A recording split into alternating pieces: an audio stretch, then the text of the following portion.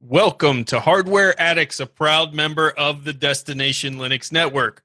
Hardware Addicts is the podcast that focuses on the physical components that power our technology world. In this episode, we're going to discuss what makes the perfect laptop. From the chassis through to the internals, we're going to build the laptop of our dreams, since so many manufacturers can't seem to figure it out. And then we're going to head to the popular camera corner with Wendy, where we discuss the importance of flash in your photography.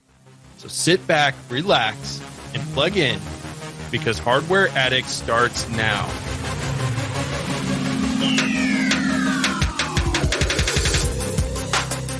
I'm Ryan, your tech guide through the universe, and with me today are my two co-hosts, Wendy, our resident photographer extraordinaire and hardware enthusiast, along with Michael, the software sage and hardware Padawan. Let's find out what tech adventures everyone has had this week. Michael, what have you been doing? I have been getting a bunch of great hardware and equipment that I am so excited to try out that I haven't opened the box for most of it. All right, I'm done with this, Wendy. I don't know what we need to do, but this is not normal. How can you be on the Hardware Addict show and not rip open the box the second? I mean, for me, I am tracking the package, waiting for the delivery hour, pacing by my door when something new's coming, and the second that box hits my porch, I am ripping it open, trying to install it, fix it, turn it on, do something with it. And Michael sits here for weeks. Yeah, I don't understand who does it, because it's so much so that before it comes, I'm like, yeah, I'm going to do an unboxing, get everything set up, and do an unboxing video. And I absolutely cannot wait and do that. I've got to see it first. Michael, why are they still in the boxes? Oh, well, okay. So it wasn't like it's weeks. I mean, that's just an exaggeration, except for one of them is 2 weeks. But the audio interface is still in the box from like 2 weeks ago. There's hardware abuse, Michael. It's not abuse, because it's totally fine.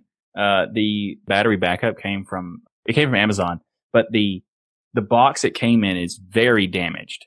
So I actually took photos of it to like prove that it was damaged before I opened it and all that stuff, because it is. I don't know if the backup is still good. It probably is, just because I'm pretty sure they're like super robust or whatever. But I'm pretty sure it is, but I won't plug it in to find out because reasons. Like No. I was making sure that I had the documentation to prove that it was messed up before I did it, and then after I had that documentation, I chose to just ignore it for about a week. So let me put this in perspective, Michael. I can't. My daughter, who I'm raising right to be a tech geek, but she loves stuffed animals. Right. And when we were moving, because I've been moving to a new house, we could not put the stuffed animals in the U-Haul because she'd say they can't breathe. So we had to stuff them in the car, which we had no room for, to make sure that the stuffed animals could breathe, right? Because she's very attached to them. That's adorable. Yes, it's very adorable. That's how I feel about a motherboard sitting on my porch. Or a power supply or anything else. I'm like, if it's sitting out there, it can't breathe, Michael. You got to open it up and I brought it in and I put it in my studio, and it's sitting next to me. It's just also, I just haven't opened it. It's there. I treat it well. I want you to fix this before the next Hardware Addict episode. I will have everything hooked up before the next episode. I'll have everything hooked up, and I will try everything, guaranteed. With an asterisk. If you don't, you will be no asterisk. Yeah. No. If it's not open by next episode, and I know you won't lie to us about it, you will have to use GNOME for 3 weeks. Oh, that is just too much. It's going to be open for sure. It's not. Yeah. Yeah, that's the deal, Wendy. We'll find out if he sticks to it next week. Otherwise, you are on the GNOME desktop, sir. Wendy, tell me you have something new that you actually opened so it could breathe. Not only do I have something new and opened, so of course it could breathe, but it was kind of an emergency purchase. So if you want the full story of why I got this, you're going to have to check out episode 29 of Deal and Extend. That's where I go over the why. I bought this new over-the-ear headset. So it's the Bose SoundLink Around Ear Headphone 2. And I was in a hurry to get this set of headphones. So originally, I'd reached out to the Dosky community and said, hey, what headphones do you guys like? What's been good? And I got some awesome suggestions. And the biggest problem was most of those I couldn't get fast enough because I was in a time crunch to get these. So the ones I ended up finding were these Bose locally I picked them up from Best Buy, our one and only local hardware stop. And I have to say, these things have been absolutely amazing. So I bought them on the 13th of August and they are extremely comfortable. So the ear cup around is super soft, great tension on the headsets. So you can wear them for a long time comfortably. They sound really good, which Bose is known for having pretty good sound quality. And some of that is lost on me. I know I've talked about before, my hearing isn't all that great, especially on the right side. So any of the audiophile stuff, that will be completely lost on me, but they sound good. And what I find even more amazing is the call quality on these has been fantastic. I've had quite a few different phone calls with people using the built-in microphone on the headset. And sometimes with other Bluetooth devices that I've got, I've had people with feedback saying, oh, I can't hear you very well. It's kind of scratchy. And they've never had any of that with these. And I've had really long conversations, like 2-hour phone call conversations with these. Never had an issue that way. I can leave my phone in one part of the house and go all over the rest of the house and still be able to hear the music that I'm listening to or continue the call conversation. Wow. And everything. Yeah. I mean, they are solid. I have not run the battery down on these yet. Well, Bose gets a bad rap sometimes because I think snobby people in the audiophile community just don't want Bose to be taken seriously. I don't know, because every time I've owned a Bose headset, I think they sound fantastic. I've also listened to their sound bars. And now, are there better headphones? Of course, because headphones go up to $3,000 if you want. There's always something better, but I think they definitely offer a premium sound, and you can get a lot of joy out of them. And they put a lot of great tech into their headphones. So I'm not surprised at all. I've had many pairs of Bose over the years, and I've always been happy, especially with their noise cancellation capabilities. So I didn't get ones with the noise cancellation feature. And some of that is I'm too afraid to have that and then have stuff going on around with the kids and not being able to hear what's going on. So that's not a feature I've invested in yet. But they're still been really good. They still block out enough that my husband will be talking to me and I'm like, oh, yeah, what did you say? Oh, that's a feature right there. I think we just probably sold 1,000 of them. You can ignore your spouse with these headphones. Pick them up, folks.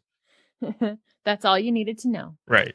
Hey, Ryan, have you done anything recently, like move around places and such? I did. I moved to a new house, and I was talking about this on Destination Linux. You know, I've been doing everything preparing for the move to really consolidate all of the computer components and cords and everything I could down to being minimal to prepare to move to a new home and still be able to get set up to do all the podcasts and everything else and do some videos on YouTube. And I've been doing everything off of an Intel NUC. Well, now it's time to build a new machine. But the problem is I'm addicted to the small form factor machines because the power I've gotten out of this little Intel NUC is insane. I've been gaming insane frame rates per second. If you look at the DOS Geek channel, you know, well over 100 frames plus, and many great games, powerful games that require a lot of GPU. This thing's been able to push it through. Of course, I kind of have it hooked up to a Razer Core X with a 2070, but put that out the window and just know this Intel NUC is very, very powerful by itself without even all of that. But I want to build something beastly, but in a small package. It doesn't take up a lot of desk space. And that's why I have in my shopping cart, I'm staring at right now, Wendy. And I know you've been here before, so you can feel me on this. I have a Leon Lee TU-150 aluminum ITX case. We're going with the ITX form factor, small form factor case. Beautiful. And Leon Lee, and I don't know if I'm pronouncing it correctly or not, but back when I was a kid, this is the premium case that everybody wanted. This was the one you can't afford. This was the Neo Geo sitting up in a GameStop window that was just too expensive. And that was me as a kid. But now as an adult, I can get one. And they're not even that expensive anymore. And they're not super popular as Thermaltake and other cases out there. But they still make an amazing product. And this TU-150 is just a gorgeous mini ITX case.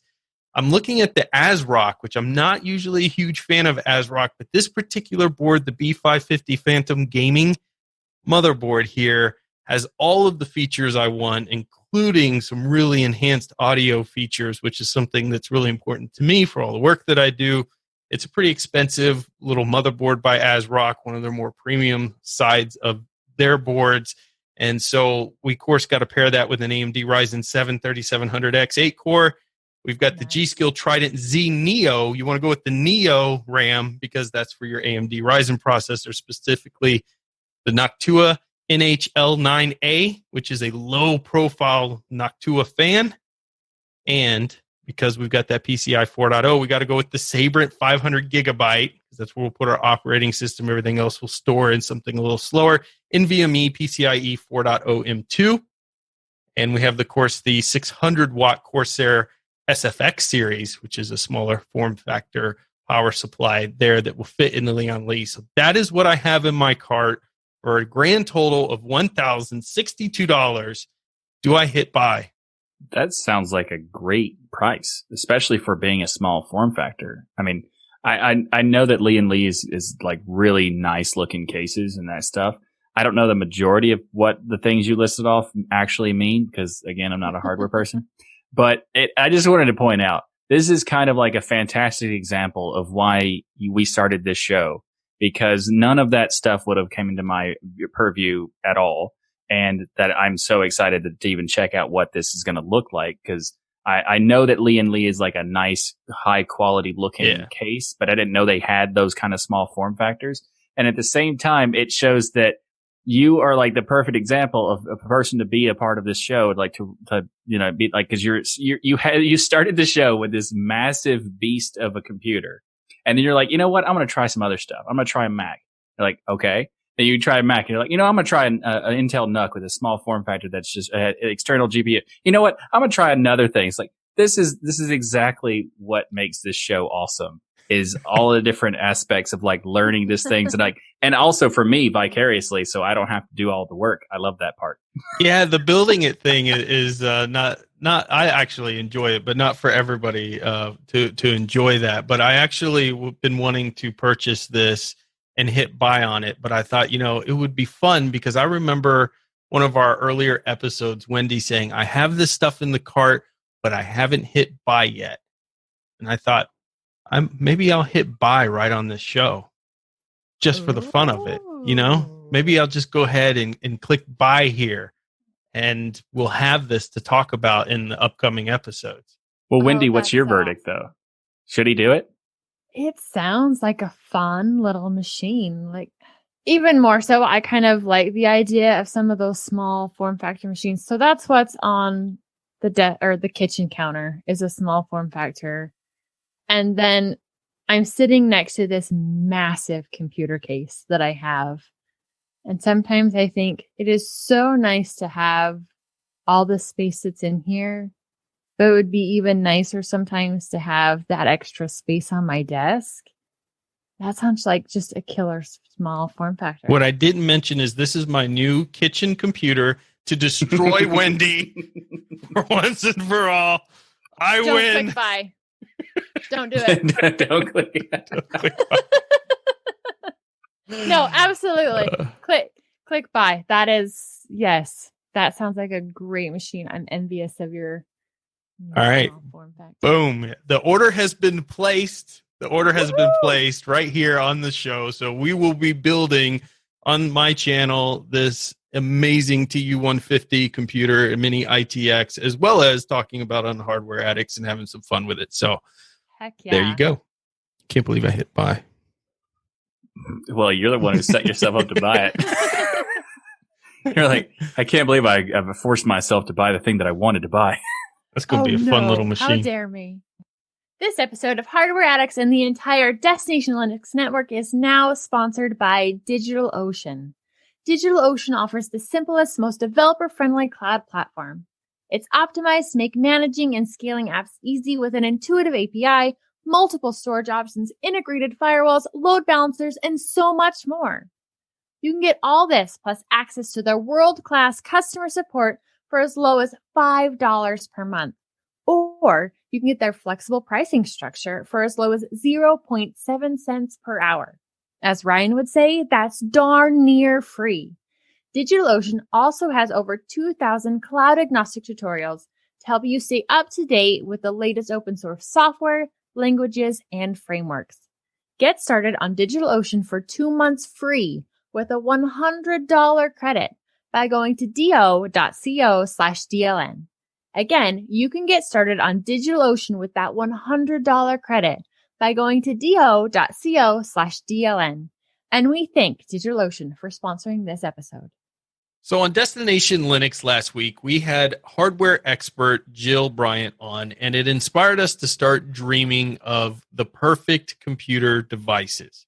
So we're going to break this up into segments, and first one I want to cover is laptops, because I see new laptops hit the market all the time. I don't care who it is making it. It could be Razer, MSI, whatever, Asus. I'm going to click on it. I'm going to go through the features. And first, I'm going to get excited because they're going to say something like, oh, it's got a new Ryzen 9 4900HS in it and all of this RAM and it's thin form factor. But there's always something stupid about it, like, and a 720p screen. Like, what? What are you doing? Or the keyboard looks like crap, or it's offset, or it's a nose cam for their webcam. Yeah, exactly. They got this teeny tiny mouse pad, mouse trackpad on it. And it's just, there's always something that makes them complete garbage. And so I thought, why not think about, from the hardware addict's perspective, what would be our dream laptop? And so I wanted to start with Wendy first. Well, yeah, let's start with you, Wendy, first, and then we'll get into my dream laptop out there. What would be the perfect laptop for you? If you were to talk to Lenovo, Dell, and they're like, hey, Wendy, we want you to design the perfect laptop, what would it be? So first thing to start out, and this is something that I want so bad right now, is one of the top of the line AMD mobile chips. Oh, yeah. I've absolutely fallen in love with AMD on my desktop. I want something on the laptop with whatever their top of the line at the time when this dream thing is coming out. I want their best. And that same thing goes for AMD GPU. Whatever's the top of the line, and not just, mobile. I want top of the line in comparison to desktop. I want it to have desktop processing capabilities. So for right now, to me, their most top of the line would be the Radeon 7, and mostly because of all of the RAM power that it has. I mean, that graphics card is just absolutely awesome. And I want that power in my laptop. It also needs to have 32 to 64 gigs of RAM minimum. That's ridiculous, Wendy. There's no laptop on the planet that needs that much RAM unless it's from a hardware addict, and I agree with you completely. It absolutely has to have that much RAM. But the thing is if I have a laptop, and this is my dream laptop, it needs to be something that I can take with me and replace my desktop computer. So it needs to have a minimum of 32 gigs of RAM. So you're kind of at the point where you're like, look, I don't want a laptop that's just for portability. I don't want a laptop that's just for, light gaming. I want a laptop that completely replaces my desktop. I want a laptop that can get crap done. Yeah, but isn't it weird that they make these desktop replacement laptops and they make these Ultrabooks and they make these things that, like, they don't have anything that tries to meet that like the hardware addict focus. Like, you want to have a balance of, you want it to be as thin as possible, as nice looking as possible, but also have as much power as possible. And you don't have you're going to compromise on like getting the form factor and getting the different power and all that stuff. So you can't have like an Ultrabook that has a Radeon 7 or whatever. Right. Of course, you're not going to be able to do that. But at the same time, why can't they make a desktop replacement that also looks good and is powerful? Like that, I don't know if that even exists at all.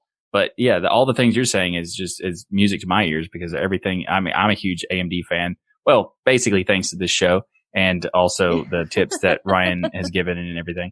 And also the same thing about RAM. Like 32 is a minimum. The more, the better.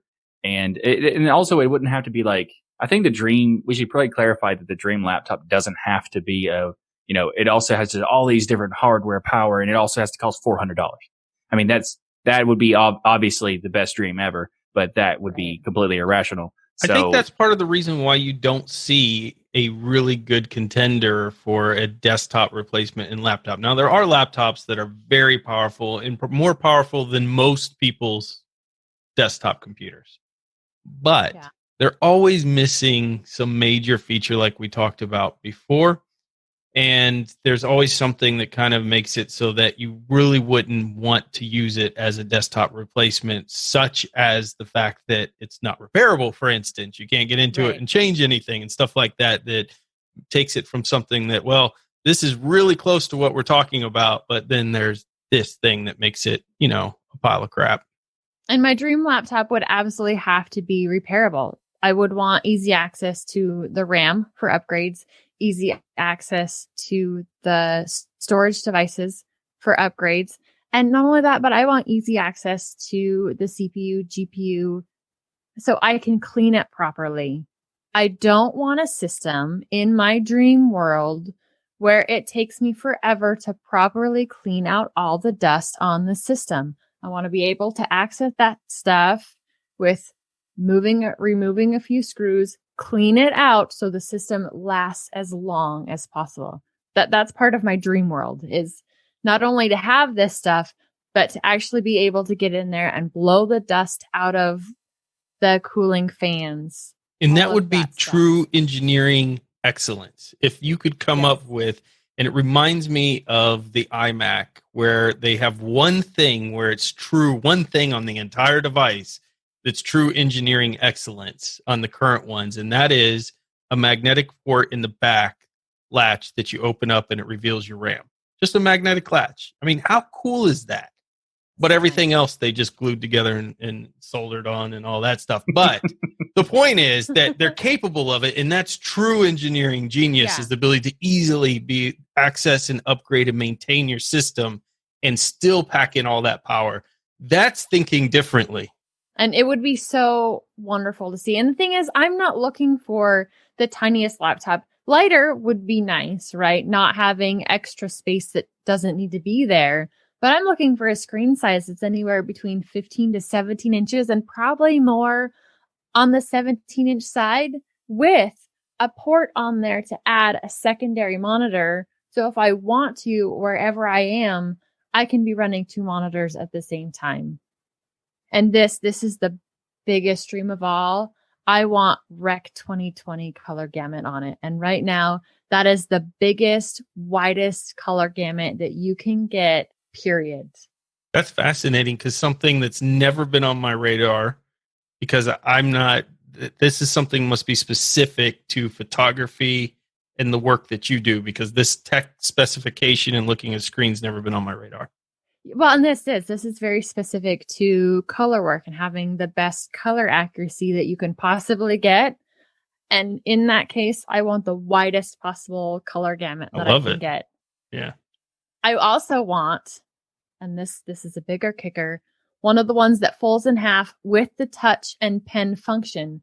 So that if you're working on an image, you can use the Wacom style editing, but directly on your screen. So is that going to be really big with a 17-inch screen? Yeah, you're probably not going to be walking around with it in hand, but it's something that you could be sitting down on the lap or on the couch and be working and doing some of that fine line editing detail with the pen on this laptop that has not only incredibly color accuracy, but not needing to have a side device to do that fine editing with. I love that. I had that feature in a Lenovo IdeaPad that was AMD. It was one of my favorite laptops ever. I drew stick figures with it, but the point is, if I had artistic ability, it would be an incredible feature that I would enjoy. I can't draw. My daughter would draw on it. She loves to do her own comic books. And so she would have a blast if she could do that comic book style with it. For me, it would be more photo editing. Yeah, I would love that kind of thing too, because I actually do design, and when I have the ability to, like, basically it's really cool to have a wake up tablet and to do the ability to turn the canvas with the tablet and all that, but having it all built into one with the touchscreen would be amazing, because I've used that on some Android tablets to kind of play with it and see what you can do with it, and it's incredibly limited, of course, but the ability to just do that on a laptop would be absolutely game changing. Yeah, it would be so nice. And to make this all work that much better, I want the frame to be metal, most likely aluminum. Yes. And flex, right? You're dealing with a larger screen, some major components in there. I want that body to be solid. I don't want it to have any flex. Agreed. That keyboard needs to be part of that no flex situation. It needs to be good key travel, nice touch to it, but no flex in that body. High quality, solid all the way. I was going to say, as far as the keyboard goes, you definitely need to have backlight, and preferably as much rainbow vomit as possible, right? Yes. Wendy? Backlight, yes. Rainbow vomit, no. Make Oh, it so come on. Set the color. It can have RGB, so I can set the color to the one that I want. And that way it's not a color that's going to hurt my eyes, cause a migraine, that kind of thing. But Okay, cool. So you're okay if it has rainbow vomit as long as you can turn it off. Right. As long as I Okay, can adjust the rainbow vomit to fit what I want, then we're good there. Storage wise, though, a small boot drive, not that big of a deal. 250 gigs is fine. I don't need a large boot drive where it's going to come in with a bigger storage, 4 terabyte NVMe drive, so I can throw whatever I want it, whatever I'm working on, whether it's video or photo. It can fit all 4 of that. terabytes. You know how much that's going to cost, Wendy? Isn't this my dream world? Oh, okay, never mind. Are we building my dream laptop? You're right. I'm sorry. I don't mean to get into your dream and start messing it up. Keep going. Stop smashing my dreams. Basically, the last couple things, Bluetooth 5.0. I want it to have, good high quality Bluetooth. I used Bluetooth headphones a lot with my main computer. I'd like to be able to use it with my laptop. And that goes for having a high quality webcam. I don't want one of those that, it's there and it's really blurry and nobody can actually see you, and a decent built-in mic. So in a situation where I get to participate in different group calls and that kind of thing, it would be nice if I just have my laptop with me, that I could hear what was going on. People could see me and hear me without having to have a bunch of different side things attached to it. I think those are something that every basic quality laptop should have. A good webcam with a decent built-in microphone. Is that too much to ask? No, I love everything you have here listed out. I think this is one heck of a good laptop. If somebody was to build this, I assume all of the hardware addicts out there listening to us. And by the way, thank you to all of the hardware addicts out there listening to us, because this show doubled in its audience in July. So we love that. Lots of hardware addicts out there. So, Wendy, mine is very similar. I kind of went a little more specific today on what I would want. I went with the AMD Ryzen 9 4900HS for the lower TDP, still packing amazing power, but you get some good battery life out of there. The Radeon RX Vega 8 is included in there, but we're talking dream factor here. So I'm throwing the mobile version of the Radeon 7 because that's my favorite GPU in existence out there. My favorite GPU I've ever owned. That high bandwidth memory they put in there is just a beast for rendering. And I love this card. I hate that they stopped production on it because I think it was one of the best GPUs AMD ever made. Not only is it one of the best ones they made, I'm still so bummed that the cost to get one even used is so incredibly high. I mean, how do you think I can afford that new mini computer? I just sold the Radeon 7, and that pretty much paid for that whole thing. You're not kidding when you say they get a premium for them. I hated selling it, but people are way overpaying for them right now, and I'm sure AMD has some tricks up their sleeve here in the next few months. Lisa Sue will take the stage and be like, guess what? Here's a new one, and Here's something super awesome. It's like, guess what? Radeon 8. There you go.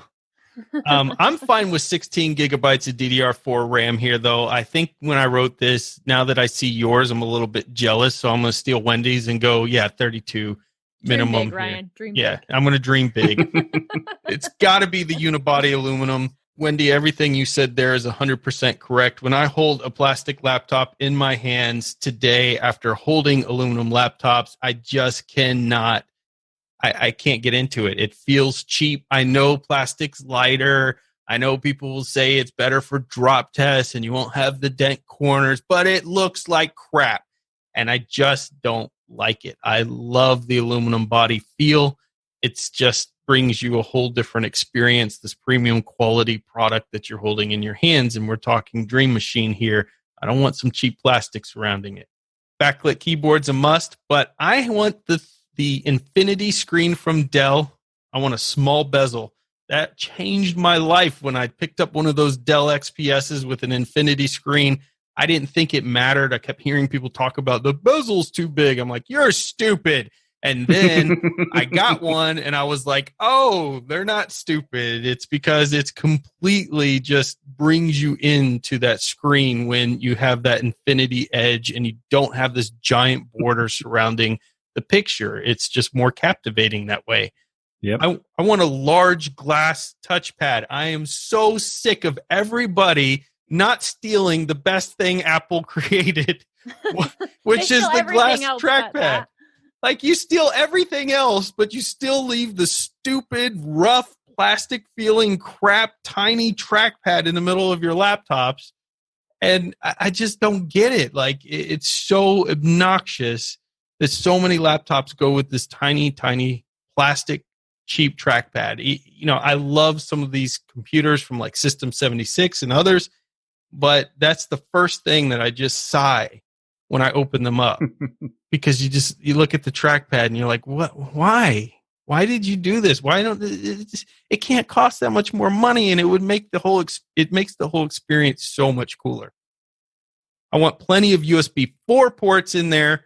I want a 4K monitor, OLED, of course. No more of this 1920 by 1080 nonsense that keeps being put in these premium laptops. We're past that now, people. We need 2K, 4K minimum. No more 1920 by 1080. That's where they're cutting costs and saving money. I need that brightness in there as well. I don't want no dull screen. So 500 plus nit brightness, 13 to 16 inch screen. I love anywhere between that. Anything over 16 is just too much for me. So from a portability standpoint, we've got to have the NVMe PCI 4.0. Great tactical keyboard like the Magic Keyboard in Apple. I mean, they nailed it. One of the best keyboards I've ever typed on. Built-in webcam cover. I love when I see that in laptops these days where you've got a little switch you can flip where you can cover up the camera, make sure nobody's spying on you. You got the fully upgradable, of course, like Wendy said, customizable LED backlid. Remember when we covered that and from the CES show where they had the the Asus, they had like this crazy like special thing you could do, like all custom like graphics and stuff and animations on the back of the thing. Like, why would anybody want that? Well, I do. So gimme. Right. Who wants a stupid Mac logo when you can have a customizable LED backlit? Come on, that's amazing. If somebody's like watching you in a store and you could just like have it right on the back of your laptop, you know, or draw a middle finger or something. How amazing is that? It's like, you think you're a hipster. No, right. Check this out. Right. That's just a hacker's dream. And heck yeah. I think the last thing I'll mention here is high quality surround sound effect, top firing speakers, laptop manufacturers. Yeah. I am going to smack all of you with a fake hand because it can't be violent. I'm going to virtually smack all of you. Metaphorically smack you in the face. Thank you, Michael. I'm going to metaphorically smack all of you if you keep putting your speakers on the bottom of your laptops. It's a laptop. It sits on your lap. and the speakers are firing into your legs. How stupid is this? Even as the person who's not an audiophile, it makes total sense to me to have top firing speakers. I know some of my favorite phones have had speakers that fire from the front, not on the bottom, but that dual front firing speakers. That's been the best on phones. Why isn't it standard on the laptops? I have no idea. I think it's another thing where I see genuinely good laptops where I'm really pleased with a lot of things, and then you hit the sound of them and you're just so disappointed because they put the cheapest junk speakers possible inside of them, and it just takes away from the whole enjoyment of having a laptop. I don't know why they keep doing it.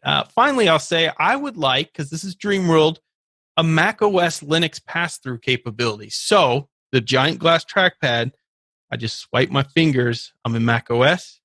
To the right, I swipe my fingers to the left, I'm in a Linux distro. So you've got the pass-through with Mac OS and Linux instead of a Windows Linux pass-through. That to me would be pretty awesome.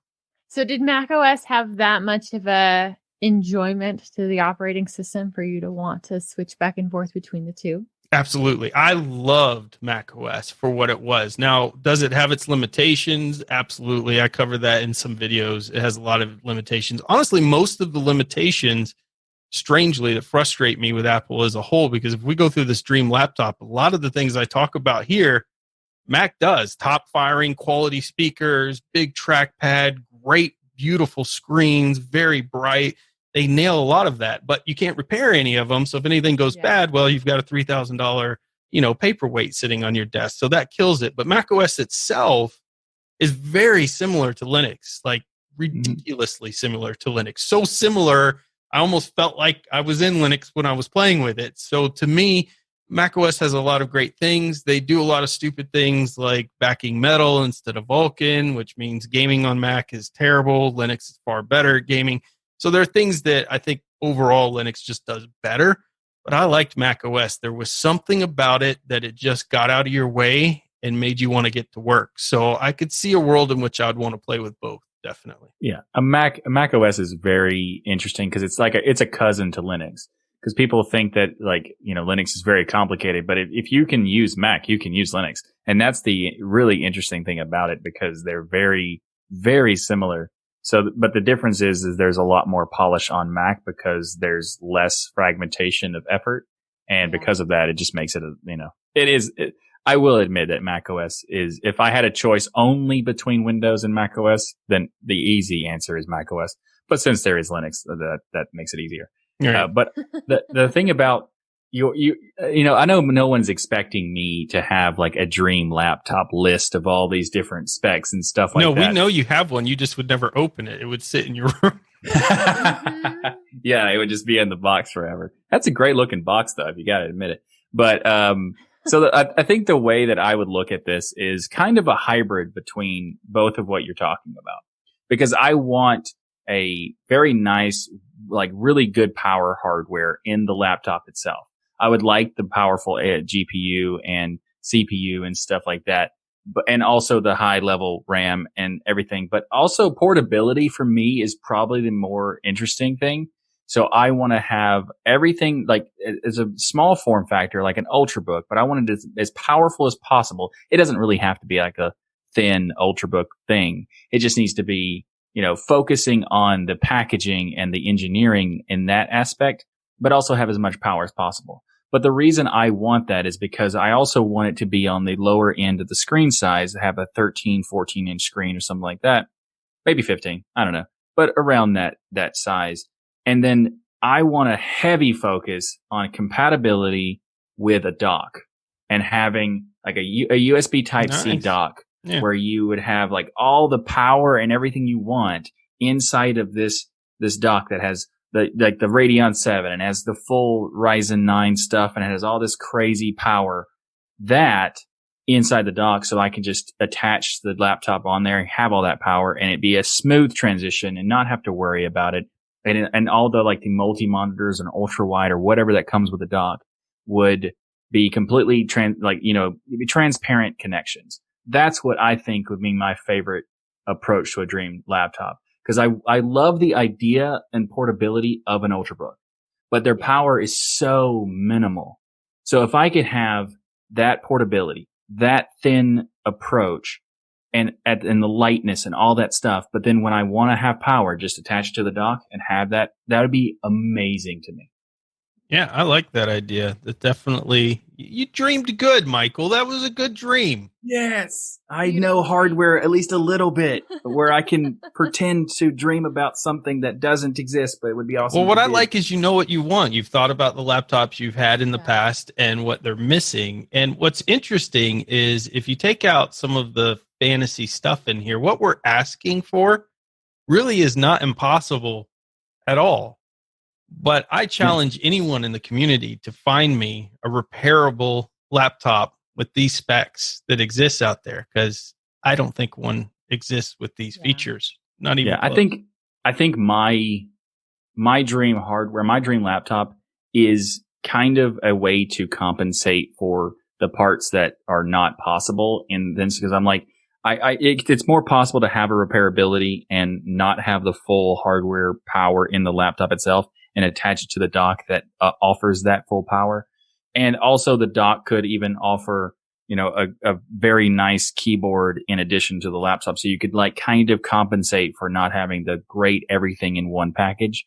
So I think that's the reason because I also think a laptop for me is a secondary device, maybe even a tertiary device because the phone or whatever.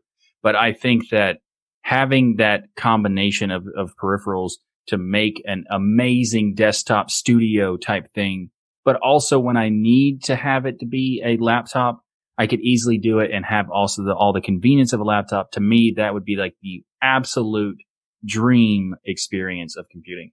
Well, there you go. All of the manufacturers out there, we have laid it out. Magnetic latches on the back to get to your RAM, your hard drive, removable battery, fully repairable with these specs. And you can name it. We're going to give you permission. Name it the Hardware Addicts for just the low 10% cut off the top. You can name it the Hardware Addict laptop. I know you'll sell a ton of them, but let's just real quick before we pass on this. Wendy, out of all the manufacturers out there, Zeus, MSI, Apple, all of that, who do you think is the most likely to deliver on something like this? What would be the manufacturer that you'd go, yep, I figured they would be the ones to make a machine this good? Oh, man. I'm not entirely sure. I'd say Dell might have a good chance just because, they spend a lot of time kind of mobile desktop type laptops. So I think they have the ability. I've had good luck with some Lenovo stuff in being higher powered. But they love that plastic, though. They love plastic. Laptops that I currently own that is made by Lenovo is mostly metal. And if it wasn't for the NVIDIA graphics in that laptop, it would be pretty gosh dang awesome. And it's just the NVIDIA graphics. If I was running Windows, then it would probably be perfectly fine. But because I'm not, it throws some kinks in there every now and again. But overall, they've made a pretty good large size working laptop that can do stuff, actually do some stuff. And I'm pretty sure that knowing what they've done with that one, they could make this one that I'm asking for. Maybe not down to the letter. And, it's dreaming. So I don't expect something down to the letter. And part of the reason why I haven't bought a newer laptop is when I look at the cost of laptop and see what I've got in my desktop, most laptops are missing too many things for me to be like, yep, I can totally go ahead and pay this price and feel comfortable doing so. But right now, for the most part, the price is so high and it's still missing just so much that I'm just like, I can't. I'd just go used and deal with it. So I'm going to blow your mind a little bit here, I think, because there was this computer laptop manufacturer out there that was really the Apple of PC. And when I say that, what I mean is they could charge insane prices for their hardware, but you were getting premium hardware all the way throughout. and that was Sony Vaio. Yeah. And they had made some amazing laptops and machines out there, and they charged a premium for that name slapped on the back of them as well. But you knew you were getting a lot of quality components that were stacked in there. So I think if anybody would deliver it, Sony Vaio coming back from the dead, starting up and continuing back into their manufacturing of laptops, you could see something this beautiful that people would pay a premium for out there on the market. Yeah, based on the stuff that they do on their cameras and the stuff that they do on all the stuff with the laptops that they had with the Vaio brand and also the PlayStation and stuff. Like Sony could easily be that brand that does the high level product. And I was just going to make a joke about Daewoo. Based on, nice. Bringing it back to Jill. I love it. Yep, exactly. And also I think that they have an idea, like a focus on design. Maybe it's possible. Maybe. There you go. Well, that's it. Our dream hardware. We're not going to do this. Next episode won't be our dream hardware for a desktop yet, but we're going to sprinkle these throughout where we dream about what the perfect machines will be. So maybe we'll cover desktop or something else. Not next episode, but maybe a few episodes down the road, because it's something fun to kind of stop and do and think about what would make us spend our money, our hard-earned money, on an amazing piece of kit, as Zeb would say. And now you know what it would take from a laptop standpoint. This episode of Hardware Addicts is sponsored by Bitwarden. Bitwarden is the open source password manager that I use and trust, and it is just fantastic. If you want to check it out, go to bitwarden.com/DLN to get started with your free account. So I've been using Bitwarden for a while now, and I love it. It not only helps me keep track of hundreds of passwords, and it also has a random password generator to create passwords for me, but it also makes it easy to use it because it has a great convenience of security and convenience, because you get access for auto-filling passwords, generating those passwords, making it really easy to use it on various different devices like mobile, desktop. You can even do it in browser plugins and on the command line in the terminal, like if you were using a Linux or Mac OS. You can do it, all these things. It is fantastic. And if you want to get started, you just need to go to bitwarden.com/DLN and you get a free account. But if you're like me and you appreciate the awesome stuff that they do with this software, you would want to get a premium account, especially since that premium account is only $10 per year. Oh, per month. I checked it just now. It's per year. You got to be kidding me. I agree. It is ridiculous and amazing, but it is totally per year. And with that per year, you also get 1 gigabyte of encrypted file storage, 2-step login with YubiKey, U2F, and Duo, as well as Vault Health Reports and TOTP authentication, storage, and generation. So many great things. Bitwarden is fantastic, and the fact that it's open source and they do security auditing for you, they hire third-party companies to do that auditing, is just it's proof that they are so confident in their software and so confident in their security that not only will they open source it to have everybody look at it, they're also going to hire companies to make sure that it is secure in every way possible. So that is a fantastic company and a fantastic solution. So if you're like me, you want to get the premium edition, so go to make the smart move like the many from the community have and go to bitwarden.com/DLN to get started. And thanks again to Bitwarden for sponsoring Hardware Addicts and the Destination Linux Network. All right, Wendy, take us into the camera corner and school us about using Flash. So Flash can be so cool and adding stuff to your images. And we're not talking about the built-in Flash that comes on top of almost every camera, of both point and shoots, DSLRs, mirrorless. Most of them have a built-in Flash. And if you use that, what you typically see is everything is so bright and so washed out, and everybody in the room is glaring at you because they can't see anything anymore. Right. It's there, but it's really not the best way to get nice looking images. So in this case, we're talking about off-camera Flash. And you can have some of these, the cheaper ones that you'll find. So we'll have anywhere starting at like $50 to $60 is one of those small Flash units that, yes, you can slide on your camera, or you can use it off camera, which is one of the ways I'm suggesting. Anywhere up to $5,000 per light. Wow. And when we're talking about those, they're called strobes. Yeah. Wow. Expensive. So there's this huge price range here, just like There's a huge price range in points and shoots, DSLRs, mirrorless. There's also this massive range when it comes to flash or strobes. So when you get one of the external flashes to put onto your camera, you would mount that in the shoe? Yeah, that's one place that it can go. So if you're still using it on camera, it would mount in that hot shoe on top of your camera. I just wanted to show off that I knew that, Michael. Did you catch that? The shoe? So smart. Well, that is very impressive, very impressive. And in fact, I know in addition to make sure that I could have my microphone mounted in a proper way, so my hot shoe unfortunately is blocked by the screen, so I needed to buy a cold shoe, and that I did that for my camera. So I understand the hot and cold sort of. I thought you were joking. There's a cold shoe. You know, there actually is a cold shoe. It's just basically an adapter that you attach to your camera to give you more shoe thingies in different locations. You were sounding so technical, and once you threw thingies in there, all of the knowledge, all of my faith in your knowledge went out the door.